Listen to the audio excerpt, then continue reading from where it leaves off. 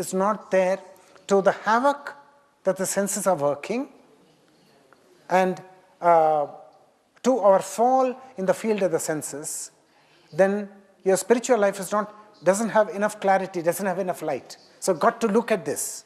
This is so important. I'm very much confused because my senses became a profession for me. I was a dancer. Wonderful. So through the feeling, through the senses, I decided this is what my life is going to be committed. Right.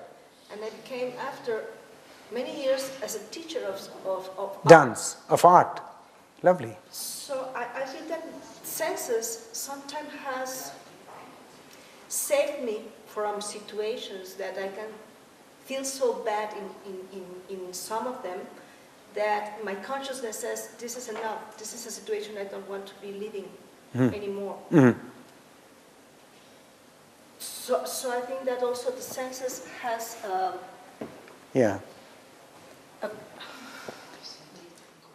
they've got the function also protecting you.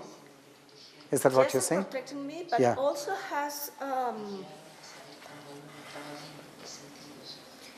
like a real contact with the divine, because the dancer and the musician and the actor is also in the service of the divine. Yeah, that's the true purpose of art. True purpose of art.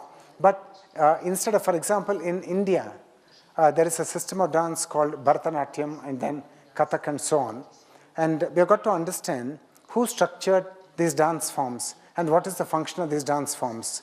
So I have been repeatedly stressing in Punta del Este that there are 1 million paths for 1 million human beings. The path is never the same for 2 people.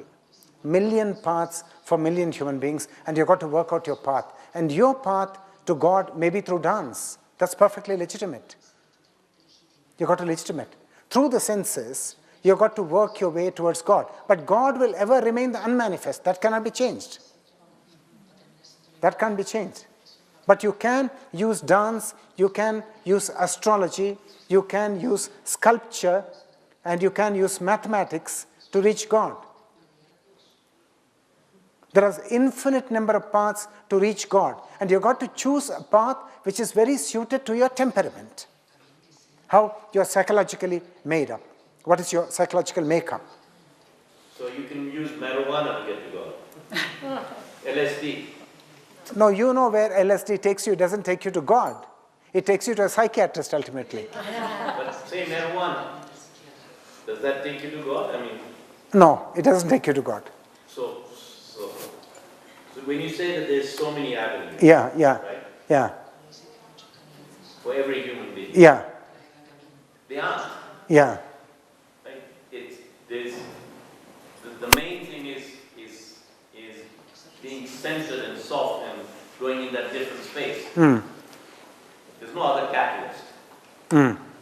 Like you said, music will take you there. Yeah, music and mathematics, music, anything. And appreciation of nature, for example. Getting into communion with nature like some of the sadhakas had. Appreciation of nature, communion with the divine as nature as an expression of the divine itself. So many avenues are there. And you've got to see, I'm repeatedly emphasizing, you've got to see what is in tune with your temperament, and you've got to start walking on that path. It's not blind following, not 1,000 people going on one road and you just follow behind. No, that's not it. You've got to work out, because each human being is a unique manifestation of God, a unique manifestation. And what is true for one is not true for another. For example, she has got a calling in art, and she has got to pursue that calling. And if that art connects her to the divine, I think then that's her yoga. And there can be millions of yogas, which are paths. And that's an intelligence too. What is intelligence? The art is an intelligence, even though it is through the senses. No, it can be through the senses, but intelligence is in Shiva, it is not in Shakti. But Shiva can give a mandate to Shakti that you develop dance. Then you have inspired dancers. inspired ballerinas, inspired Bharatanatyam dancers, because the mandate has come from Shiva. Because Shiva, he can inspire in a million different ways. And he must give the mandate for Shakti. Shakti should not go on her own fanciful trips.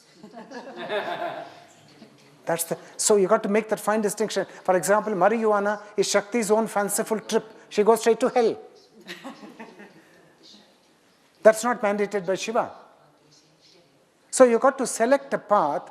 And how will you select this path? You will select this path when you're deeply in contact with yourself. You've been fallow for some years in your life because life has beaten you so hard that you had to be fallow, not doing anything, just in contact with yourself. And then there's a new kindling, a new beginning in your life. A new kindling, a new beginning. And then Shiva gives the seed for it. He gives the mandate for it. And then a completely new chapter starts unfolding for you. After another chapter completely shut down. One chapter was completely wound up and it had to be shut down by Shiva's mandate. Then in that ending was the seed of a new beginning. And that is mandated by Shiva. So a new chapter commences. And you've got to observe these patterns in your life. See what's happening. And see what is natural for you.